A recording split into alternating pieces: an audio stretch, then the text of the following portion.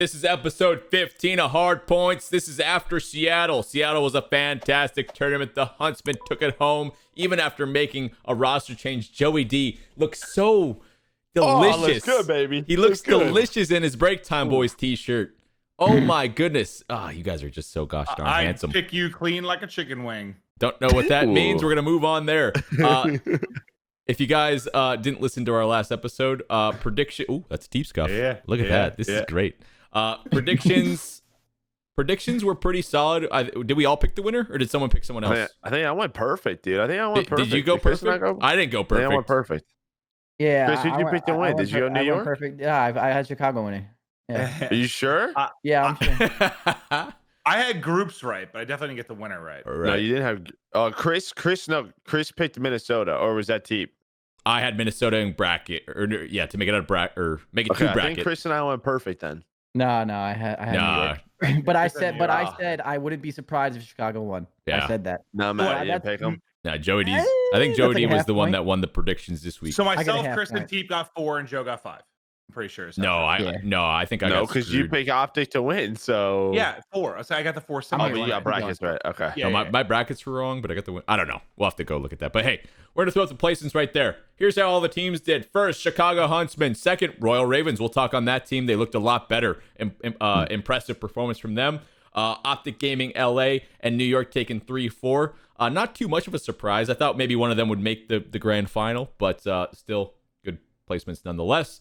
Guerrillas and Rokkr at 5-6, Surge and Legion down at the bottom. Also, quick point update for the CDL right there. You can see Huntsmen taking home those 50 points. They're currently sitting up top with 180. FaZe at 170, 150 for Empire, Rokkr at 120, and everyone else following down. That was actually a lot of points for Royal Ravens. Now that I look at it, that brings them up with those 30 points up to number 6. So that's actually a huge swing for them. That's actually going to be huge moving into later part of the year. But really fun tournament overall. I really enjoyed watching some of the matches. Just broadcast part aside, I feel like there was a lot less moments where I was rolling my eyes with like the simple like audio issues and stuff like that. There's still things that happen here or there, but just from a viewership perspective, watching it this time around, I had a better time watching. Straight up. It was the first time since we've gone online where at least Friday day one, most of my mentions were positive.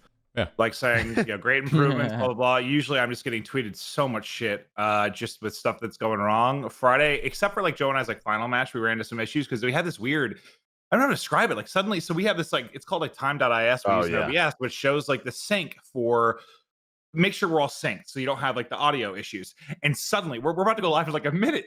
And suddenly usually it'll say like you're 0.003 seconds off. Like it's really close, right? It's like, it said I was 6 seconds behind and everyone starts freaking out. And everyone started panicking, but it was some sort of bug that happened. And then they adjusted everything, but then I was actually okay. And then so when Joe and I went live, we were talking at the same time. It was a shit show for like that fourth match, but otherwise, overall, it was the best. I think the best online event we've had from a production standpoint. It improved massively. Maybe I enjoyed it. Very happy. It was the first time I haven't walked away very frustrated with some stuff that's gone down. So props to our production team on a better show for sure. Love to see the fixes for sure. I guess going right through, we can get moving on the recap. I'm going to throw up the bracket right here just as sort of like a higher picture. If you guys want to walk me through some of the stuff that happened, some standout things you guys want to talk about for both groups A and B, walk me through it. I guess starting off, I don't want to keep bashing on Seattle, but we'll get into it, I'm sure. We'll start with Seattle. Let's start with London. Let's give some props to London. They go 2-0. Game match 1, I think we can talk about the Guerrillas. They looked a little bit better. That goes all the way to a game 5. But I think what was surprising was the 3 over New York with a brand new roster in 0.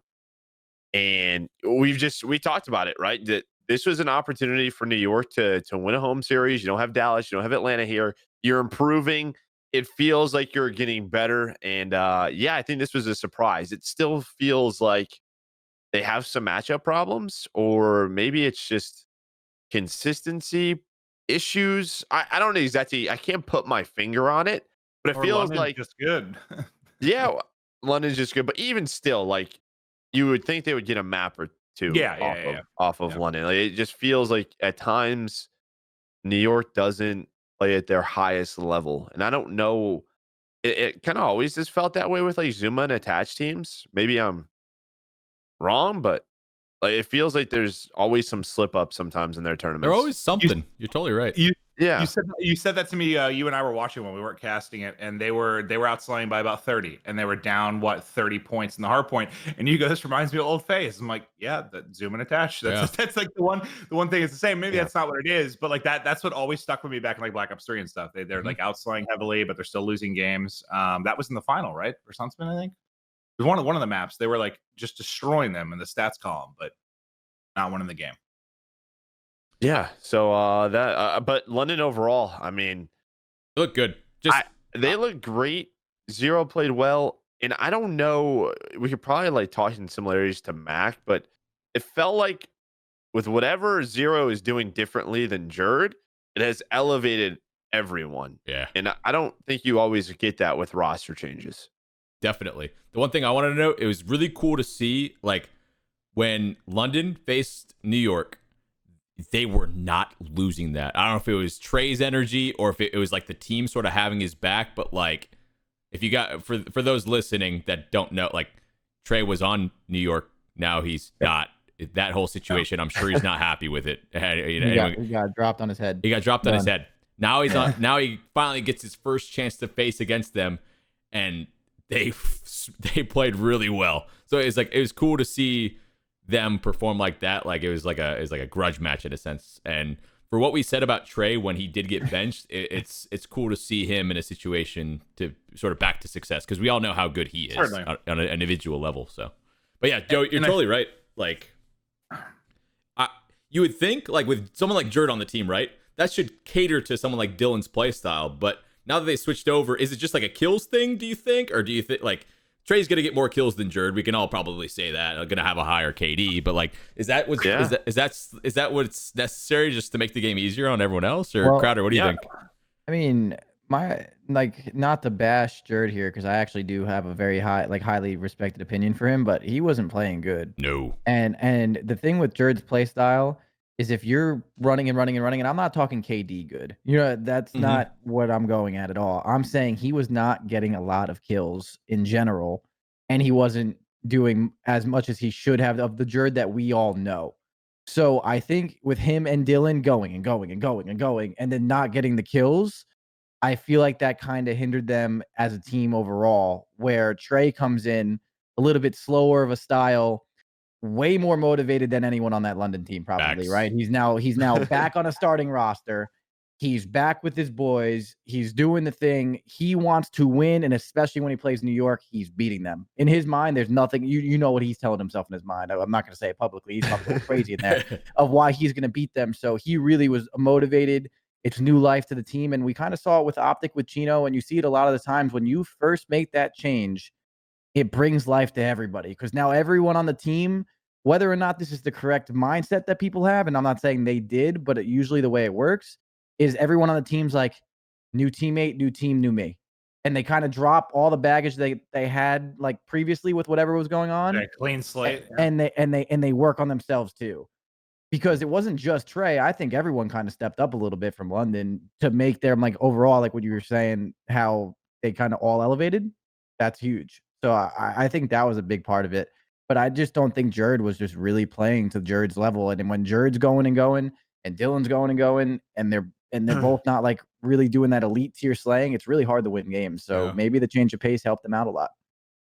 I think it was like 3 episodes ago or something, where Joe and I were going back and forth, and like I felt like London were just like really close to being good and a contender, and like week in and week out having a chance to make a run. And I didn't know the Zero thing was going to happen. I didn't actually expect that at all. But yeah, maybe it was just that. Not that it's a minor change. I guess that's pretty major, obviously, to go from Jerd to Zero. But that little kick, man, they look great. I mean, I hope they can keep it up. And it's not the same, because like I don't know if Dylan wasn't struggling like TJ was, but like TJ came in, Gino came in, TJ suddenly started playing a lot better. Like Zero comes in. I thought Dylan was looking a lot more like the Dylan I would expect. And maybe we over glorified a little bit how Dylan was struggling, but I guess I had the expectation of him to be a monster that can take over maps, and we saw that. Could also be the motivation thing, though, right? Like especially the I don't want to say the Dylan thing, but I think we all know the TJ side of it. Like that was very much like, okay, I just need to put my head down and start playing. And they're not more. the same. Yeah, they're not the same. But we saw a change, and we saw people that we knew could play better. I guess is. I mean, to the TJ thing as well, I 100% agree with Joe. But even that, like new slate, new practice, maybe you have a little bit higher spirits. That goes such a long way in anything. Like if you go on into practice, Joe, you know this, TeeP, you know this, like from firsthand. And you just know your team's just from the start of that Hackney yard, you get flipped on P2 or whatever goes wrong, and you just know it's just going to be nonstop bitching and arguing, and the vibe is just not fun, especially for someone like Tej. He's just not going to be in the right mindset. We all know how good Tej is. So I feel just like little things like that even help them out a lot. And yeah, TeeP, you get that probably more than me and Joe. That's why I stopped. That's why I stopped being a pro. Yeah, it's just not, that atmosphere is just not fun for some people. Some people can all handle it. We've kind of had that talk a bunch of times, but bro, I just think that really helps. That new slate, new me kind of feeling. When you get on for practice for 2 weeks straight, and the littlest thing will set 1 or 2 players on your team off, and you can tell the rest of your day is chalked, and you do that over and over and over and over. This is from experience, by the way, for those listening. And over and over. It's not fun. Over. It's not fun. It's not fun at all. And it's like you're smashing your head against a wall over and over, and it's just like it gets old quickly. So I get it.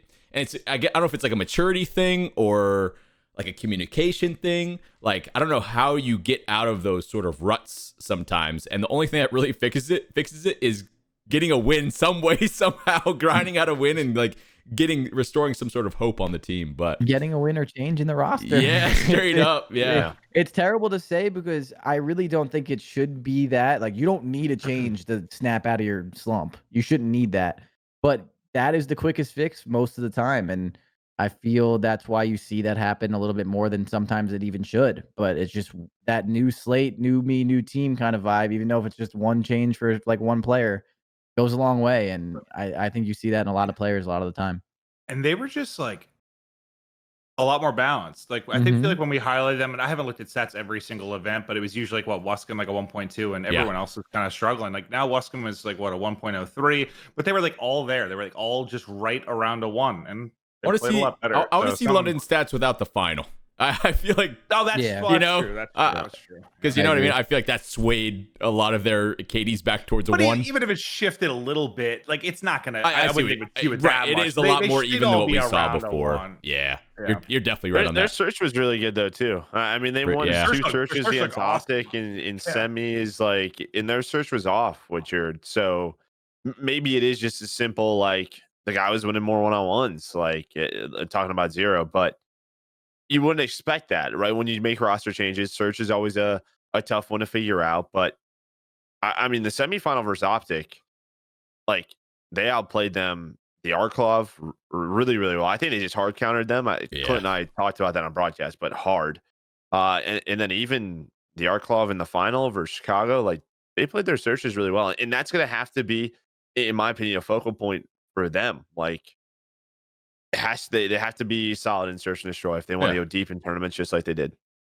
I feel like that should be a focal point for everybody. But but I know what you're saying. I completely agree with your point. You would think like a team like London's not going to consistently win hardpoints versus FaZe Empire. Like they're just not right. It's just not. It's hard to do. It's hard to do that even for your team like us. Right. You're right. It's very hard. It's the way squad spawns work in this game and the way sometimes things can go. Yeah. Hardpoint is very hard to always rely on sometimes, especially if you just kind of fall into a rut that weekend. The way I always view, if you ever want to go deep in a tournament, have a balanced team.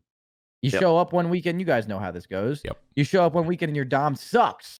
It just sucks, and there's nothing you can do. And you're just like, what do I do? Like, if you're a balanced team, you kind of rely on some of your other game modes, and that's going to happen. There's going to be weekends when you look so good at Hardpoint, you show up to that weekend, and all of a sudden you get there and you're like, holy shit, we can't win a Hardpoint, but you're winning every search, and then you find yourself 4th, 3rd place. Obviously, it's not first, but it's better than last at the time. You always want to try and go deep, so. They got to keep their search up. Let me just phrase it that way. Yeah, their search needs to be up. Yeah, I completely agree. So, yay, London. That's the summary of that situation. Yeah. Great move. Maybe we tipped the half of that. We tipped half of that. Like, think about, dude, New York's getting better. Yeah. Optic's getting better. Yeah. London's getting better. Like, dude. I finally see some of these matchups, and I'm like, okay. I'm like sitting up. I'm watching this one. There's a lot of times at these other tournaments where a certain match comes up and I'm scrolling my phone. I'm like, I know what's happening, bro. I know what's happening. Really? And now it's just like sometimes I do that when I'm casting TeeP. Don't worry. Okay? Well, like Toronto's last event, they make a run to a semi. Like the only two teams right now that you're expecting a loss is like Seattle and Guerrillas. Outside of that, yeah. I mean, it feels like anyone could take a series off anyone. Girls are getting better. Like, they are getting better. Totally Paris agree. has been Totally Paris has been pretty bad though too recently. Yeah, Paris as well. Yeah. I feel like they've been on like a steady decline that they need to snap out of, which they can easily do. And then I feel like I was Seattle's so the other excited. team right They now won that's, like, Warzone in shambles. weekend. They're good. Camp at a house. Can we talk about that for a second? The rent was paid. The rent was paid. That was dumb. It ended up when Joe and I, so we watched it. It was obviously pre-recorded and edited. When we first watched it, I was like, oh my god, because we watched like the actual gameplay. It's like 15 minutes before someone shot their gun. For people that are like, why isn't it live? Believe me, you don't want it live. Like when it's worked out in post, we can go to different POVs, we can jump around, we can not make it seem as slow as it actually was. Because when we tried to cast it live, I was just like, what is going on? If a team's sitting in a house for 20 minutes, what do you say? But And they're still in the corner. When we tried to do it live, we didn't think about recons.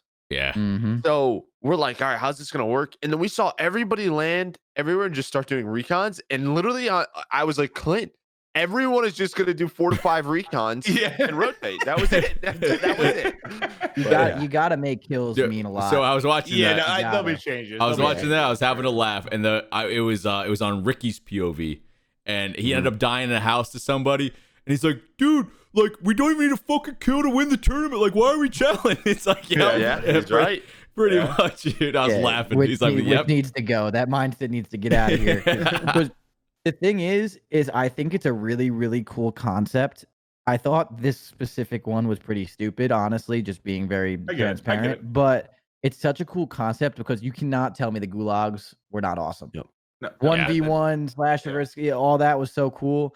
But you just have to find that Warzone, like when we all play Warzone, as everyone knows, we stream it a lot. We run around. We look for those 20 bombs. We're going for those crazy games. And that's like what the fun of Warzone is. You don't want to watch someone sitting on a rooftop for however long. So when you're playing these, you just have to make these kills mean a lot more. I have an idea. Do something of the sort. What's the idea? Let's hear it. Bounties count for real cash. Done. That would be really cool. Done. Like bonuses. You win a bounty, you get awesome. $2,000 as a team. That'd be so cool. That'd actually be pretty dope. $2,000. I don't know their budget, but okay, but the thing like that, you know what I'm saying though? But that would be so cool. Or even if the winner doesn't get all 10K or something, it kind of goes like that. Well, something to make force movement and watch pros fight, because watching a Warzone fight happen in like an open field between 2 pro teams would be so incredible. Cool. But you can't actually get that authentic gameplay without forcing it. I think I think they're probably gonna need some help from IW with it. And I'm sure they will. It's cool we have the private lobbies now, but whether it's like scaling the map down or faster circles or something, or different format, like they're gonna mess with stuff. And I actually think I know they're talking about doing solos. I think solos could be awesome. Like with all of them dropping in solo, like that could actually be a solo bounty bonus would be even cooler. First of all, that would be even. I just think the bounty idea is cool. It like ties in with the game. You know? No, for sure. That's really fits cool. the storyline. I don't know. As commissioner, I'll jot that down on my notepad. Thank you. Fantastic. I think it's a cool idea. You know, I think them trying to, implement Warzone is awesome. There's just a better way of doing it. I just need to change it up a little bit. Should we talk Guerrillas? New York? Oh, New York? Yeah. I mean, we kind of talked on New York. What else do you want to talk about for your New York? I guess for me, it's just sort of like, I don't know how you guys. I don't know. I mean, maybe it's just me thinking like they can't win with what we've seen so far. Like I want to see them continue to improve, but have they already hit their peak? I guess is like sort of my question. I think if you look at their like overall KDs, like the event, it looks like they should have won the event. I think the biggest thing for them was search. Like at least. I'm just looking through the stats. Like their S&D was horrible. Like everyone the same was thing we've been talking about, right? Yeah, everyone was like a 0.7 to narrative 0.8. And so it's still the same thing. Like if they can get better at search, they'll be okay. But I mean, that's what we talked about Seattle for a long time. That's what we're talking about New York for a long time. Like, I guess I feel like there's more potential for this team to improve there, though. I would think. No, for sure. And they have good search players, which is why what I'm about to say doesn't really go to this team. But the one thing that's scary about not being the best search team here and there, and not just for one weekend, but consistently, is usually a search and destroy team that's not that good. It's like an instinct. Like that search is a lot of instincts. Yeah. And I mean, TeeP, I'm sure you dealt with this in some of your coaching career, but not having a good search team, you can go over the 4v4 strats. You can go over the breakoffs. You can get those first bloods. It doesn't mean shit. Everything that search and destroy, true winning search and destroy teams do is what happens after you get blooded. What happens after you're in the 2v2. What happens after the bomb's planted. All those instincts and scenarios are a lot harder to teach and or coach, where that's where you'd be a little bit more scared. The only reason why I don't think this applies to them as much is Zuma, Attach, Temp, even Lamar. Like they have a lot of good search and destroy Like they should be good at search. And when you look at the roster, it's like, why aren't they good at that's search? why I'm not going to sit here and just be like, yeah, they have no instincts. Like you look at the Seattle when they first like formed this team and everyone was like, they're going to suck at search. You know what I mean? And that's instantly, yeah. So that's why I feel like that's just a little bit different with New York, but still at the end of the day, they need to start proving that it is for weird. themselves. It's a good point. It's weird. You look at the players on the team, they have those guys that have the S&D clutch killer instinct where they yeah, I wonder, it makes me just think like they're not putting themselves up in situations where they have, you know, you let someone like Zuma fucking clutch in a 1v2. They're not finding those situations enough. Oh, I let so him put do time that my into it, entire they probably career. don't. Yeah, right. I mean, maps too. You could be right. It could be maps.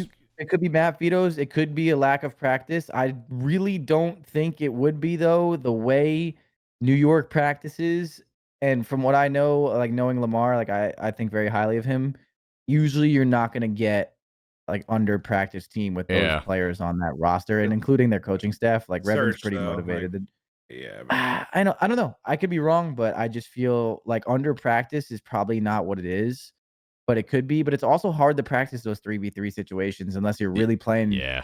As weird as this sounds, I know the search scene's not really that big right now, and it's not like what it used to be. But 2v2 tournaments and 3v3 tournaments are the best for that kind of stuff.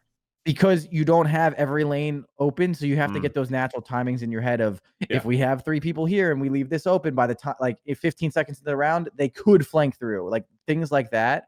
And that's kind of go unnoticed when you're in a 5v5. That's where the coaching kind of goes out the window. It brings me back to World War II Optic. Our search was atrocious. It wasn't good. Our first 50% of rounds, I don't think we could have done certain things better. I spent so much fucking time. I was going insane. Like I needed to figure out a way to get us a better win percentage on maps for search. It's like we'd get a first blood, we'd fucking lose it. We get bombed down with advantage, we lost it somehow. It's like it's those scrappy situations where it's like shit goes out the window. So like you can't always set up perfectly, and you can't always pick up all the timings perfectly. And Chris, that's exactly the point. When you play those tournaments, you get put in those weird situations where you have to make like a quick reaction, and that's the only way to practice them, really. And I've been a victim to this, or not a victim, but like I've been under this mindset when you're a pro player, especially when you're playing 5v5, but even when it was 4v4 back in our day, you play a 2v2 search tournament and you lose it, and you just go, it's all fucking looking timing. You know, and you don't want to do it ever again. Seriously, because you really don't. They're even not in the fun to wagers in the play. beginning of this game when we would play, like 2v2 suck. Yeah. But at the end of the day, they really do help you out. I'm not saying it's the make or break of your search career, but all those things don't hurt you at all. Yeah. And you see a lot like those situations go down, and it's just like, yeah, if you played more of those, they could have helped. I'm not saying it would or would not have. But even with your Optic team, like that's the best example in World War II, man. I played against that Optic team, and they were not bad at killing me off the rip or blood and Zuma or whatever it was. It was just even like one of my more famous moments of the clutches and shit. Yeah, that was just all piss poor play on their part. That wasn't. You can't coach that shit, and that. Because you're never gonna get in that exact situation where you have this guy here, and here, and then the player here, and he goes like, you can't do that. Yeah. So that's where practicing and reps and situational plays and just over and over and over of those weird situations come in handy. And I feel like a lot of those players don't want to do that. And honestly, being a pro And myself, it's not fun. So I totally get it. It's not only reacting to weird situations, it's saying fuck it. Sometimes that's the play especially with Deddy in this game. When you pop Deddy in search, you're a superhero. Just go. You're in, you can do some, like, sometimes I think maybe some of these, I don't know if that's what the problem is for New York. This is all pure speculation. But like playing in those scrappy, weird situations in tournaments, it kind of gives you you got to sack up a little bit. You're like, fuck it, popping Deddy. I need to get a 2-piece somewhere. Here we go. And it's just like putting yourself in those weird situations. I don't know. Running together, or just having weird crosses and setups. Right. You saw a lot of it in Black Ops 4 with like how you can play like the frequency if you plan a day and you just ran in a circle around ring and just kept stimming. Little things like that honestly come from weird situations where you're like, bro, if I run in a circle around the ring, it actually works. Like, I don't know. You just got to play it enough times. Yeah. It could be one of those things too. Like now that I look at this team, because like it could just be like what we're talking about, like those mid-round like communication, like, because we do give Lamar a lot of like love, but who else is seeing stuff on the map and giving those calls? Like you would hope it's like Zuma, Attach, and Temp, like they all have the experience to do so. But yeah, we talk like I think Slasher talked about it. The thing why Optic's so great at search, like, and why they've been improving and winning so many game 5s is they have people that are seeing things, whether it's him or Ken or TJ, and they're making different play calls off of that. So it could just be something as simple as that. Mid-round stuff, reactive comms. That's the type of shit where I give Dashy and Tej a lot of props. There was times where they would, I don't know, they're weird. I don't know how to, like, I'd go up there before the map and they're like, I know what this team's doing. I'm shot calling this map. And I'm like, holy fuck. Like, yeah. Fuck you do that. And then there's other times where they were mad quiet and didn't do that, and then someone else had to step up. But like, that's the perfect situation. Maybe you're right. Maybe if Lamar's not feeling it for comms or something, who's next? I don't know. Is it? Well, I don't know. Yeah. It's a good point. Maybe I can maybe tell not. You from personal experience, like teaming with Zuma and Attach, there was a lot of times I've had a lot of success and a lot of failures with those guys. And there was times where I would step up on that stage and be like, yo, we're playing this team. There's no, like, just listen to me, and they have no chance. Yeah. And we would like laugh about it, seriously.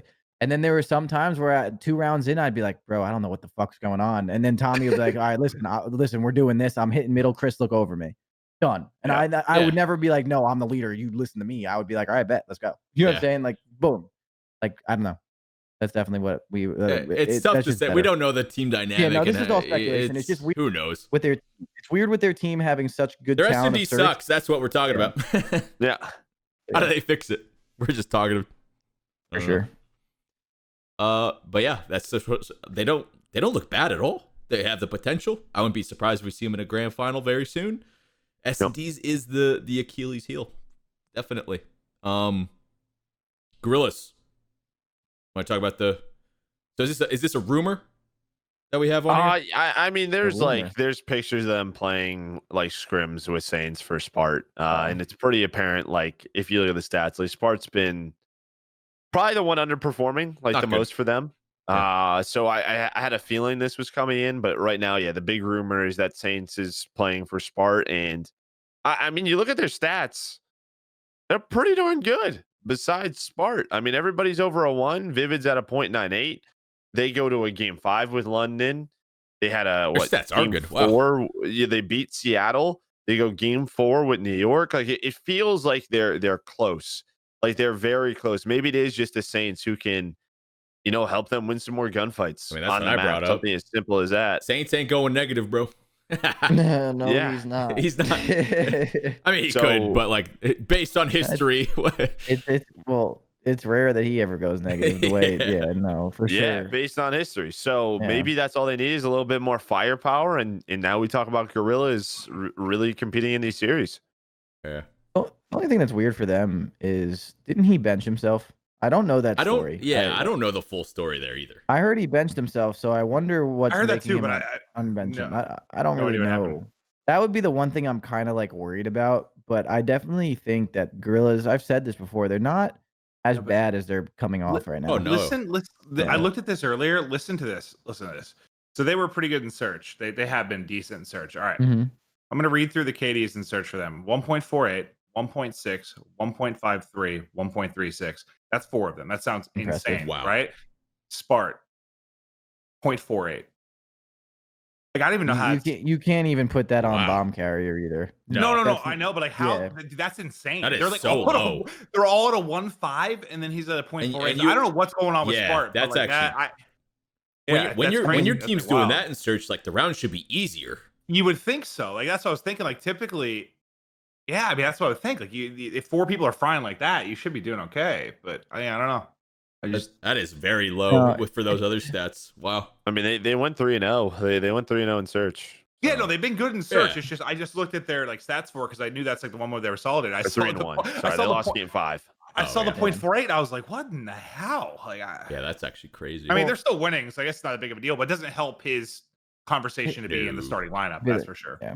No. He tweeted that he's just not playing well, and we Yeah. talked about it a couple episodes ago about how it's not acceptable for him to join that roster and just not do good. Yeah. This is his time to prove himself, and that's just how sports and esports work. Well, especially when you have a Saints and a Lace field.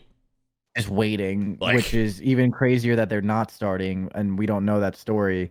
Yeah. But yeah, so you have a lot of pressure on your on your shoulders to perform. And he even tweeted, he's like, I just need to get better. I'm pretty Well, sure I'm he not has said gonna- that. Yeah. It's true. I'm not gonna say a name, but like Joe and I talked about the fact that maybe they should do something like this, and I received a message from someone that said that roster's staying the same way the whole year. And I don't know if now you're saying if they're scrimming with someone else. I don't know if maybe they just meant like the whole roster was staying the same, but they weren't trading, no, or I think because apparently it's they might not mean the starting yeah. roster. No, Saints has Okay. been in scrims this week. Okay, well then maybe they just meant the entire roster. Like they're not Probably. making change with okay. Because Probably, when I read it, I assumed they meant the starting roster. Like they're giving them And it's their tough rope is the too whole year. as a guy like Saints, because like maybe you're trying to make a point to someone and you do sit out 3 weekends, and it's almost like I told you so. You kind of needed me type thing, but like you still want to get in and play. Like we're competitors at the end of the day. He hates watching just as much as the next guy. So like, yeah, is it great that like you're making your point? Sure, but it was just time where now he's back in. Mm-hmm. I like it. I do too. I talked about it before. A little more muscle. A little more muscle. Yeah, I mean they have signs of greatness. The S&D has sort of been there. I don't know. This might be signs of greatness might be a stretch, but they have signs of definite improvement. I meant like the search side of it. Like, yeah. Okay. I was just saying, I don't know if they're winning a tournament tomorrow, but no, they. No, I think some of their individual players are pretty goddamn good. So yeah. There's some talent there for sure. Yeah, for sure. Seattle. Lol. Oh boy. Oh god. Where do we start? The whole pander, enable, like the swapping out for the map. Well, part of me thought it was cool, and this was the first time it's ever. So did I. When we heard about the rolling, I was like, "That's going to be interesting. Maybe someone will do something cool with it." And I was like, "Oh, let's see it try." But then when it was implemented and just was dog shit, I think then I was like, "Oh, well, Clint, explain it for the people real quick." Oh, so basically, when we announced the subs and starting roster rules to begin the year, one of the stipulations of it was you could swap in people for search or any game mode. So let's say you're Toronto, like they have 2 5-man rosters basically right now. If they wanted to have a 5-man respawn team and a 5-man search team, you could. And we didn't. The only stipulation on it is you have to submit it before the match. That's the only stipulation. Yeah. So we didn't know if that would really be a thing. I think we talked about this in one of the first 2 episodes, and we didn't really think it would ever be a thing because it's just like never been a thing in COD. And it seemed kind of weird to us. But finally they tried it. It seems like they tried it under less than ideal circumstances. Absolutely. And it wasn't really a good position for anyone involved. I think that it could still be something in the future. Just unfortunately, the first time it was done, I think it very much could be like an S&D and respawn team in the future. I think that someone could do be it a right. 100%. Yeah. It would take a lot, but it could 100% be a thing. I mean, they do that in Overwatch. Like there are certain players, because certain heroes are better on those maps. Where like, okay, say there's a Pharah player, like they only come in on maps that are good with Pharah. Like that's it. So like that is very much a thing in other esports, and it could very easily evolve here. The fact that we always know search is always going to be here, Why not maybe think about it? Well, and Well, if you think of all What the about cyber attack? if you guys think of if you think of like all the different things, all the different game types and variations that people have to practice. I'm telling you, dude, if it was IW's choice, we'd be playing fucking cyber attack games 2 and 5 right now for sure. When you, speaking to like the Overwatch thing, if someone's only goal is to be the best player ever on Gunrunner S&D compared to all the different other maps, like if that's your singular goal, like that should be pretty easy to do in theory, right? So like if you give in theory, theory, it doesn't always play out like that. Don't get me wrong, but like I don't know. I think there's definitely a way that teams could implement this. Maybe we just need more talent still to like fill out some of the sub rosters or a more S&D specialist. I don't really know. Yeah, that's what I think it would be. It would have to be just It'd be more just S&D oriented special. roster. Yeah. But you know how the United had like the cadets where they would just scrim them and search. Like it would have to be those sort guys of the came in same for sort. search. That'd be scary. Yeah. If Yeah, right. Like it's a little different. If I was playing that United roster and respawn, and then we'd be like, all right, search and destroy. Here comes Illy, Selly, and Simp. I'd be like, whoa, that's not allowed, bro.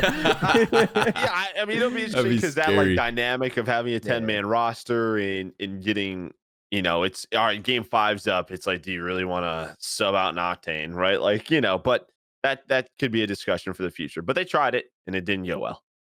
Yeah, that was just a weird situation. Well, What was more they were was what happened leading after. into this event. Well, I think it's more. I mean, what leading into it is what I think is the weird part of it, though, Chris. Too is like the fact that it seems like they thought they were going to have a new 5th, so they didn't scrim for weeks. Then they tried to scrim with Enable, and they went like 6 and 39 in scrims leading up. So they knew they were fucked. Wait, they went 6 and 39? Yeah, how do you know that? Was that public knowledge? Slack tweeted that. Oh. So they went 6 and 39. They knew they were fucked, but it seems like they thought they were going to deal for someone. I think Karma tweeted something about a fast player. So I don't know who it was, but they had something in motion, I guess, that fell through. So I don't know. I mean, yeah, you can talk about the stuff after, but it seems like it was fucked before. No, there's that's definitely a problem management side, right? That's what I was gonna go at. There's definitely something more that's going on that we don't know that I'm sure the players.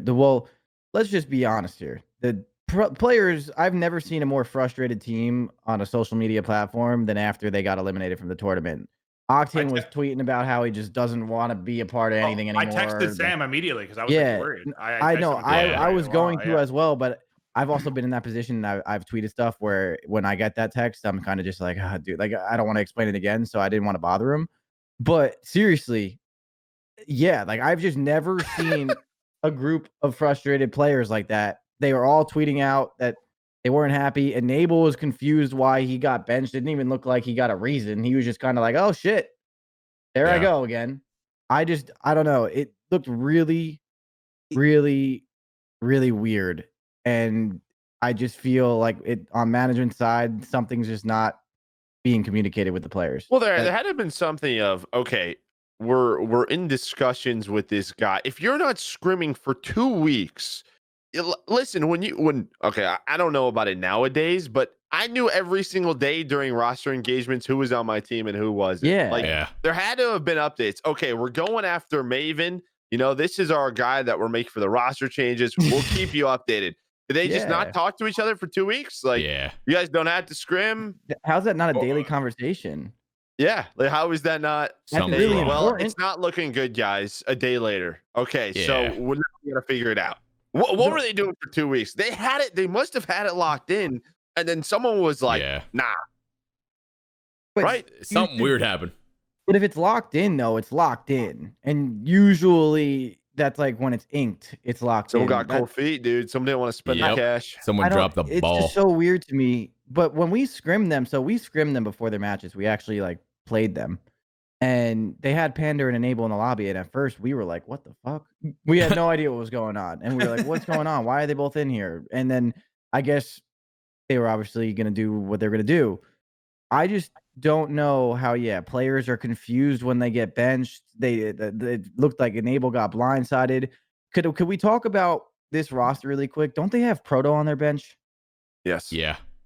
What the fuck? Agreed. Why haven't they tried it?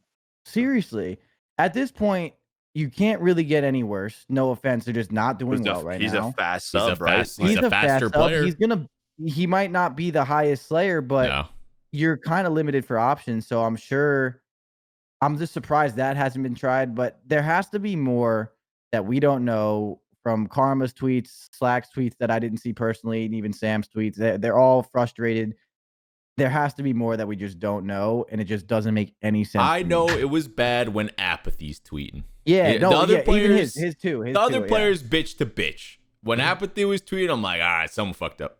You know what I'm saying? Well, he's never upset. The only thing that stuck out to me is even David's like, man, we just knew when this roster formed, like, we weren't everybody's first pick. Like, David went all the way back of like, go there. Yeah, we knew this roster. We were gonna have to really dig down yikes. deep to try to. He's like, we've tried everything, and I'm just like, damn. Yeah, like that's kind of what we've talked about. But they are trying something new, and we can talk about it. And Karma to main AR, they're trying out Octane as a flex. I personally don't hate it because the MP5, he's basically an AR. Yeah. It's like Dashy when he switched, like he fried. Yeah. He'll be fine. It's like, and I think Damon can find a lot of kills with the AR, but that's what I was gonna say. I think Damon is incredibly talented. I think Damon has always been really good, but then he kind of fell into that role like later in his career where he was the guy that went in first, and he was kind of the baiter and the smarter player. Yeah, he wasn't the man. But I don't think he did that because he couldn't be the man. I just think he kind of fell into that role where when he got picked up by Complexity, he joined a dynasty that was already winning everything. And then he got picked up by Optic too, where another team that's just winning everything. Well, the difference there is we picked up Damon and we said, go triple positive. Yeah, and he did it. When he joined Optic and he joined, who did he join for? He joined for Nate Shot. Yeah, it's just the circumstances were and so it was the different. Circumstances where you had Formal and Scump at the peak of their careers, winning everything. Karma wasn't going there to save them. Karma was just going there to make them slightly even better. And he did. Yeah. And that's why I feel if you tell Damon, like, here's an AR, get your kills and do it, I really do believe he can. Well, and he's been wanting to do it. I think since World War II. Right? Even even in AW when he was on the Optic Nation team, I know there was a lot of crap going on with that team not doing well. Fun. but he played well with an AR. Yeah, he's nasty. With the bow. Yeah. He can do it.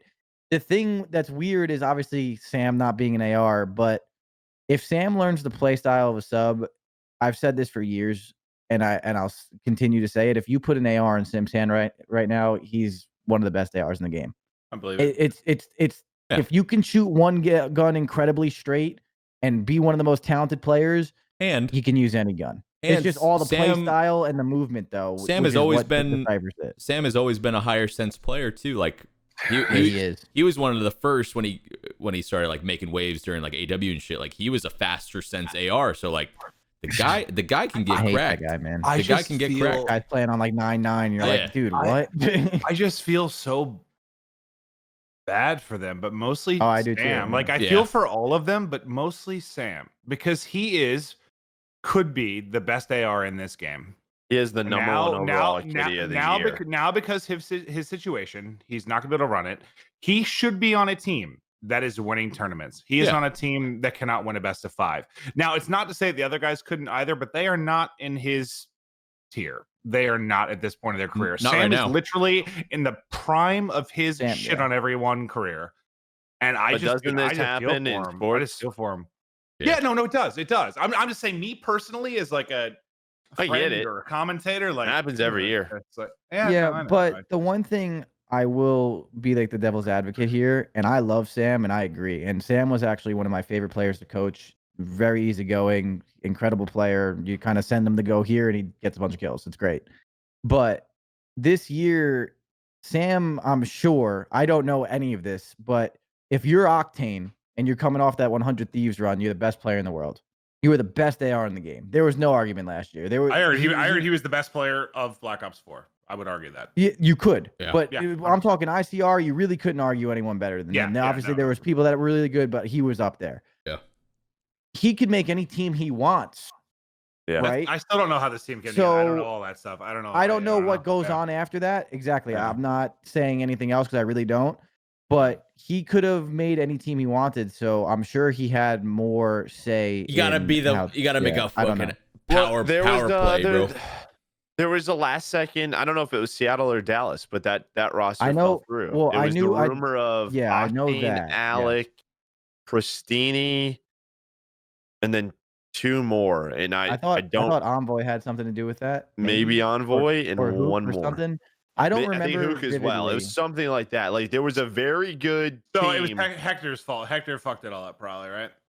I have no idea. Come to Huntsmen. They're like, all right. Yeah, I don't know, but something happened and his roster fell apart. But the thing with that is though, and once again, I have no idea how it actually goes on. There could have been so much more.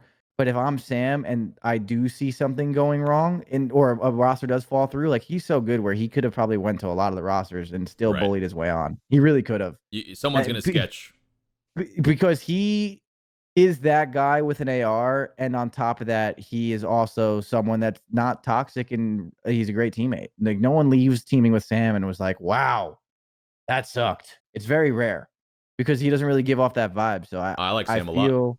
Yeah, so did I. I love Sam, and that's why I feel like it was just kind of weird decision making. But that could be so wrong though, because you never know what actually happens. I don't know exactly what happened, but he was in the power spot. Like some shit went down, and he got fucked. I can say that with confidence. I don't know what happened, but I'm sure that happened. What we're trying to say is like, is there more he maybe could have done earlier? Maybe. I'm just being devil's advocate. I'm not speaking. Yeah, sure. I was just saying. That brings me to my point. Man in power. Yeah. Joe and Crowdy, like chime in on this. Was there like a time where you joined a team that you kind of regret? Of course, hindsight's 2020, but I have a couple. I'm not gonna. I mean, mine are probably obvious, but does like a certain roster you guys form like stick out for you or no? BTB for me is fucking biggest. The biggest one for me is Ghost and AW. I mean, that's the biggest one, obviously, for me. Yeah.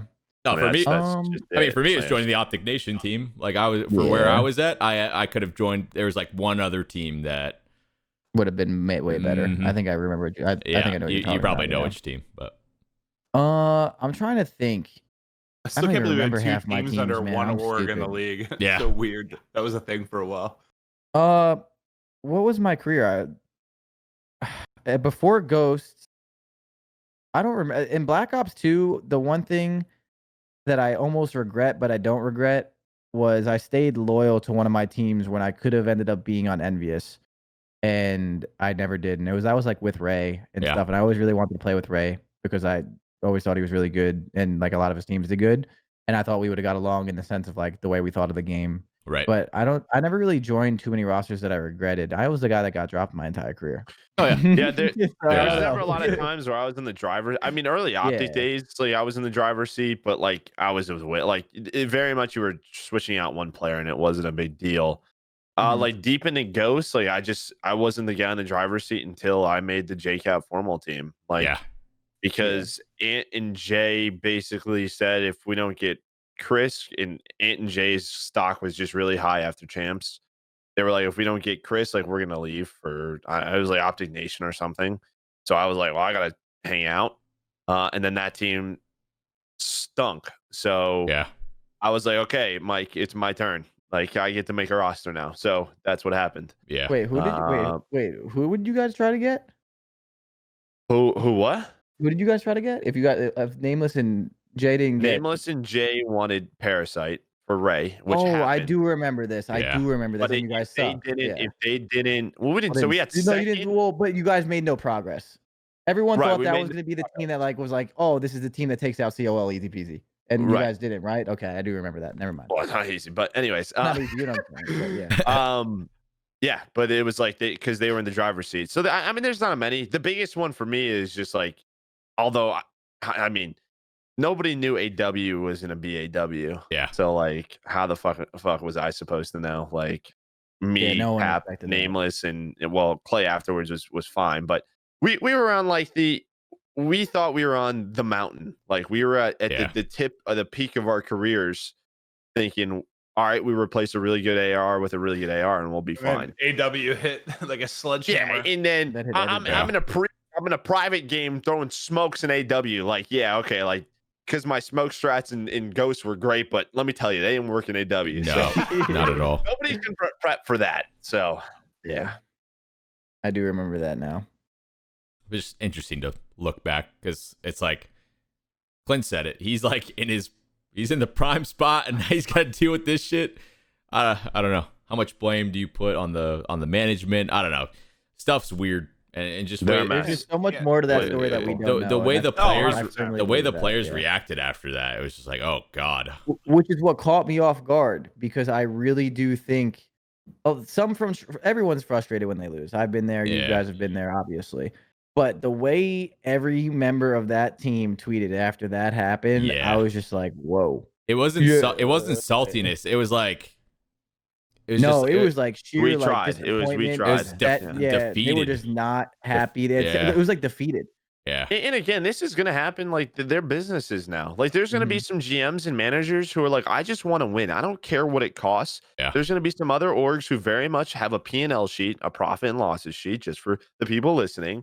And they are going to stay on track. That is it. Like they are not going to go over, or they're trying to stay under budget. That's it. Plain and simple. This is now a business. So maybe that's what happened is they tried and management was like, no. That could be it. Too much. So where you have other teams who are like, who really cares? Let's sign 20 of them, right? Like, or if we need a free agent pickup, or if we have to have a transfer, we'll do it. They don't really care. Yeah. I hope things get better for them though, because at the end of this entire talk, it does suck seeing any player like really frustrated like that. I've been there before in my career where I felt like my hands are tied and I'm just screwed over for a little bit, and you have to kind of deal with it. And that's not good for anyone involved. Somebody posted their next like 3 tournaments are literal brutal. Like they are brutal. So I hope. I saw Sam's tweet. Like his first his first game with an MP5 is against like us, I think, or something. And he was just like, he's like, I feel safe here, or something like that. It's you guys. It's you guys. Yeah, he tweeted something really funny. But yeah, no, I seriously do hope that they get all their shit together and figured out, because that's just never fun for anyone involved. I've been in that, and it sucks. And obviously some decisions could have been made where I was being devil's advocate, but at the end of the day, you just never want to see people frustrated like that. Now that Seattle has taken our vibes into the toilet, let's talk about something positive, like Huntsmen, maybe. Would that bring everything up? That seems more positive. That seems more positive. Nice job, Clint. Clint's the vibe guy now. Wow. Well, that's dude, talking about Seattle makes me want to just go lay in the grass and. I honestly feel bad. Yeah, you're right. I really do feel bad. Like, my mood has been killed a little bit too, because I feel bad. 100%. For him, so. But no, let's talk Huntsmen then, because that's like a good story. Nice pick me up there. Yeah. Walk us through the bracket. How'd they do? They won that shit. They sure did. They had a sketchy first game against Paris. I'll be honest, and then they smoked Minnesota, and we were like, holy crap! And then they went 3-1 over New York, and then they went 3-1 over London in the final. So it was a very slow start. I think Paris is probably upset because we casted that Clinton both Hardpoints. Paris probably should have won. They kind of blew it. Very much. They blew, especially map 1 Azure Cave. Like they blew it. And I think, I'm sure Huntsman fans as well, but it was Preston's first game. He tweeted about it, how he was just going. But after that, he picked it up. He really did. And they look good. I mean, this was, in my opinion, even with the roster change, their tournament to lose. And they won it. Oh, yeah, no, 100%. Yeah. That's like, as much as I want to talk positively about it, it was awesome to see them win. I'm happy to see Pristini back. Like, yes, it was their tournament to win. This was not the hardest tournament we've had this year, not by a wide margin. And I know we're going to wait to talk about it next week, but like it gets like Minnesota's insane. That is going to be a whole different beast, and then we'll really see.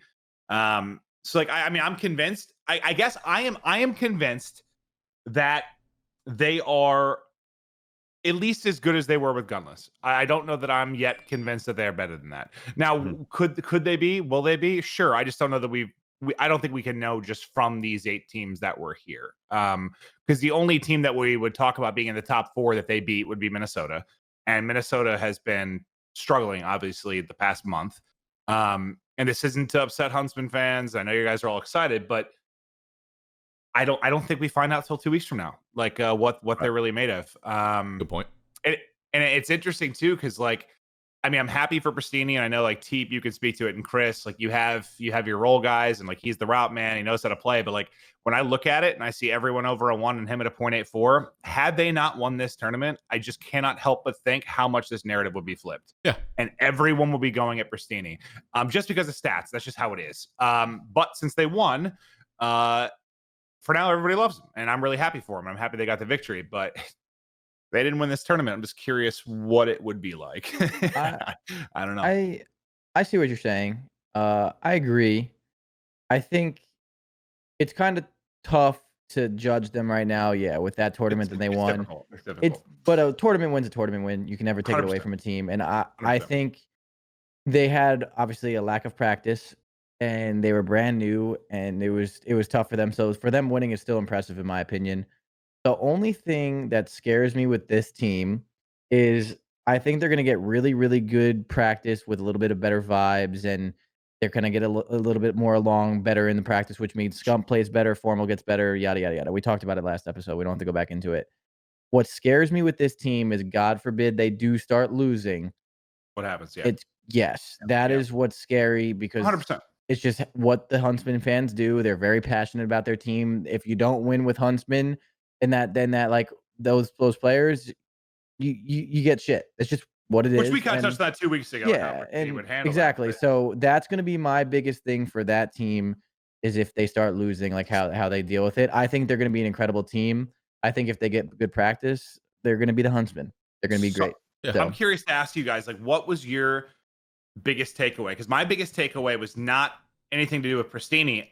I'm starting to wonder if like Formal's at that point now, where Formal gets to the point and he starts to dominate from here on out. Yep. It just happens. It happens every year. At some point it clicks, and then he flips the switch, again. bro. At some point it flips, and I don't know if it is yet, but this is the first time where I've looked at the stats. Formal's at a 1.22, and I'm like, okay, Formal's back where he belongs. And maybe it's the level of competition this weekend. I don't know, but if Formal has gotten back to that spot, it's very scary for everybody. I've always been a big believer in him. Even like last year, people were slandering his name. Yeah, but he wasn't great for like 6 months, and then he was God. He kind of did this in World War II. He kind of did this in BO4. Yep. Like, I don't want to take anything away from Matt. Best AR, like the guy's a god. It just seems like sometimes he's cruising, and then all of a sudden he's like, "Oh fuck, it's champs time. All right, let me sit up. Hold up. And then ready for that. Yeah, I was literally about to say, Joe, could you please tell the story? I got a story. Yeah. So after we win G3 and Ghosts, it probably wasn't the best idea. No. Okay, so this was UMG Nashville. We go to Nashville, and all right, Friday pool play. I think we go to the losers bracket or something, because I think we played you guys, TeeP, like Saturday night or Friday night. Yeah. I don't know. Well, my teammates were playing horrible, like just straight up. Like I was playing Friday, like smoking people, just looking around me, like what is going on? But anyways, we get to the tournament. We don't place well, like top 6. And Matt just says, he goes, you know what? That one's on me. I was distracted. I wasn't focused. We'll win the next one. We go to season 3 playoffs, and he had like a 1.4, and we won it with ease. Yeah. So that is my story. I don't know. I think his distraction then was probably a little different now. It's again, he's pretty deep in his career, FPS wise. But yeah, it just feels like when he wants to, he knows what it takes to get him to that level. And usually it is a lot of 8s and 10s. Like he does play in a lot of those lobbies. Like I remember in IW, he used to look forward to 8s because he wanted to just 1v1 versus Octane. Like he's like, the only player that can outshoot me is Octane. I want Octane on the other team, like as much as possible. Like that's all he has. So he has something that like it just gets him to that level, and it feels like it finally is starting to happen. Whether it was I don't know, rough start for him. And didn't I again, correct me? We don't have the full situation or full like information. Didn't him and Gunless kind of bash heads? They did last year. They did last year. Last year. So they were like best buds, and then they really wanted to team together in the LG team. But then I think once they actually teamed together, there was a falling out for sure. So that's why when we first talked about this team at the beginning, I was a little bit worried because Scump and Formal had a falling out. Formal and Gunless had a falling out. When this all came together, I was like, what the fuck? Like, how is this team even a team based on stuff that's gone down the past? So yeah, my point is like, surprised. I mean, this roster change would just help his mood, and when maybe when I don't know if in a there's good this mood, year. that's I'm not good, sure. right? Like, I don't know. Yeah. It's all that clean slate. He feels like a new player. I imagine his vibes, Gunless's vibes and scrims probably did not help a person like Matt. Right. Yeah. Especially Matt, who for scrims and stuff is waking up probably at 10 a.m. And we know Matt, he likes to play like, he plays at 10 a.m. Yeah, exactly. So I'm sure like that's the first thing he hears when he gets up is like, that's not what you want to hear. No. So yeah, it could have been rough for him. And then to like the negative side, they're gonna lose, right? It's inevitable with how competitive this shit is. Like, it's gonna happen. It's when you have someone like Pristini. We've seen him go throughout his ups and downs mentally. Like, he's in a situation now, and these guys are smart. They have to be like in tune with like how he's feeling. It should be not obvious, but like if he's not doing well, it's up to the players on the team and possibly the coach too to like pick him up. Like, he's playing the most difficult role you can play in this game, and he's gonna have those series where he drops a 0.7. It just happens. There's a lot of good players. It's Modern Warfare. It can spiral out of control. You can have a bad series. He's gonna have a lot of those. Yeah, right. So it's like it's up to them to like be like, dude, shut up. Don't worry about it. Like, figure out ways to get him as consistent as possible, because he's had times where he's not very consistent, and like hopefully figure out why he gets into that zone where he just starts face smashing over and over again. Well, what I'm hoping for him, from the mental standpoint though, is like, he always teamed with Alec, right? They always teamed with RCs, and he liked it. If I remember right, like the one that was willing to leave was always RCs. Like, he was the one that was willing to depart from it. Pristini would have probably preferred to play together. But I'm wondering if, like, I don't know how to word this. Like, now that Pristini's seen what it's like on the other side of stuff, right? Like, he's been there without RCs, even made it to a final and stuff, but like, he clearly wasn't happy with that. If maybe now he knows how to, I don't know, maybe savor this a little bit more, appreciate it. Yeah, now that's a good point. He's back with his brother and stuff. Now that he's seen the other, because ever since we've known them, they've been together, right? Until the grass was not greener. Yes, like not at all. And like, I don't know that he thought it was. I think it was more RCs that maybe thought that. But like, definitely. But even maybe RCs can appreciate that a little bit, right? Like, they struggle. Now he comes back. Now they get the win. Like, I don't know. Maybe mentally they'll be a little bit tougher and kind of realize this is. No, it's a great point. I mean, if you have success with people like prior teammates or whatever, it's just obviously they're brothers, right? So it's like that adds another element to it. But like, when you have success and then you go to another team in a different circle of players and you're like, shit, this ain't the same. I don't know. It's a good point. That perspective, maybe. Yeah, and maybe that's never come into their minds, but I guess it should. No, it definitely should. Yeah, and to give Pristini like the one credit though, I feel like we talk about him and how like he can really be hard on himself, and he's tweeted about it in general, just like his mental health of like sometimes criticizing and just being really hard on himself, and that's just always he's probably been his own worst enemy in his career, right? Yeah, I think we can all agree with that. But he got way better on a United with that, and I think that was a big narrative of their team as well. I think when he started kind of getting like his self straight and like really handling stuff really well, I think their team got a lot better as well with that.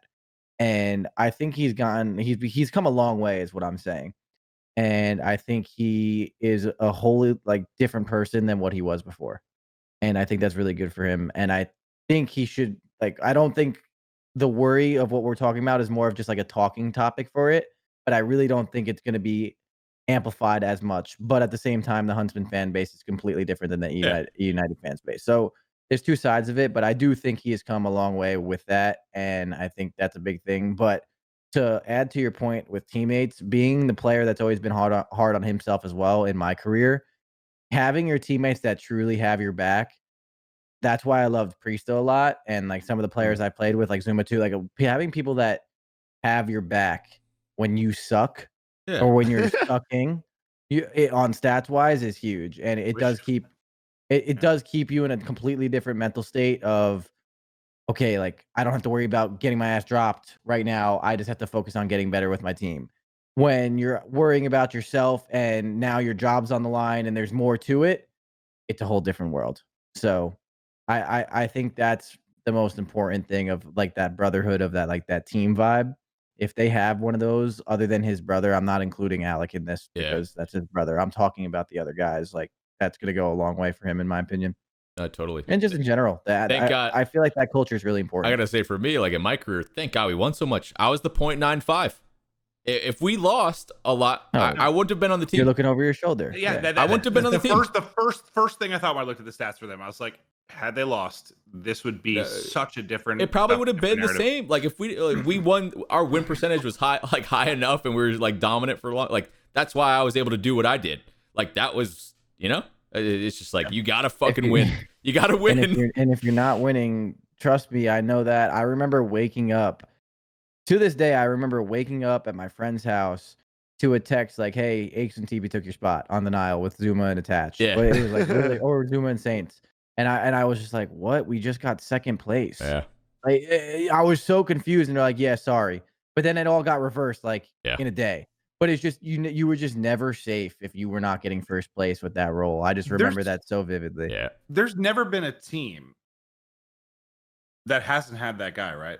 That everyone, like even during Optic's dynasty, like Karma usually a little bit, like during Cole, TeeP, during I'm trying to happen, yeah. Like during It's 100 with it's 100 Thieves, gotta there, happen. 100 It has to happen. I guess I'm trying to play devil's advocate. Has there ever been a team where just everyone's kind of frying? Like, I'm not okay. You have like the one tournament it can happen, but I mean consistently, like 100 Thieves, sort of. It's Enable.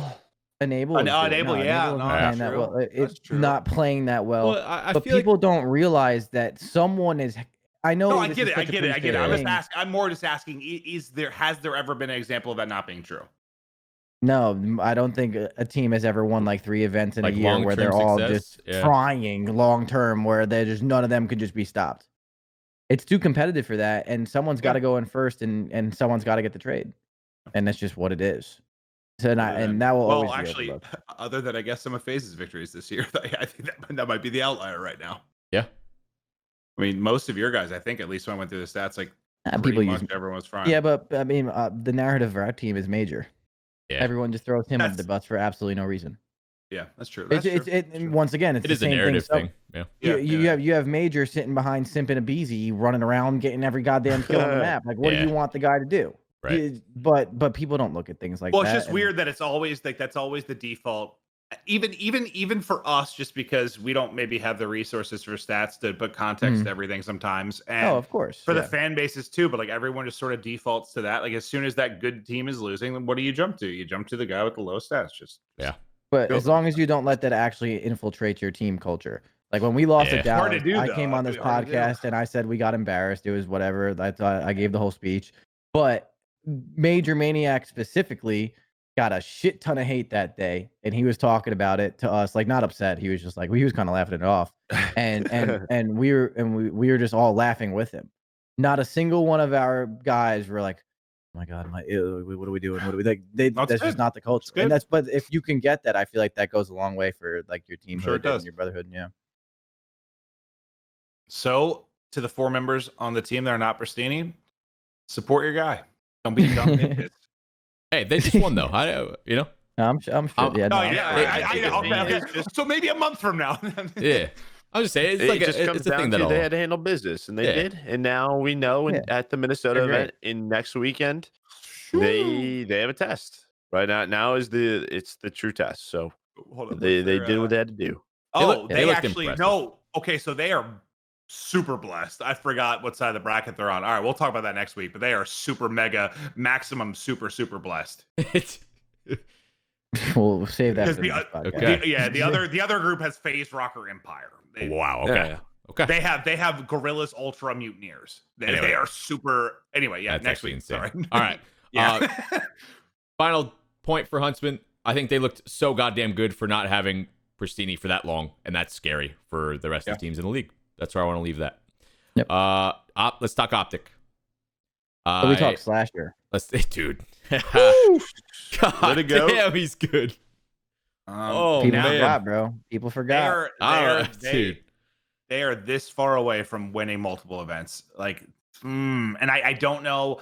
I guess my issue is I don't know if this 5-man roster can do it. Like, I don't think Chino's a problem per se, but I don't know if something needs to change. They are a better dashy weekend performance away from winning. Yes, Yeah. 100%. Yeah. That's it. He talked about it. He had a bad weekend. That was it. End of story.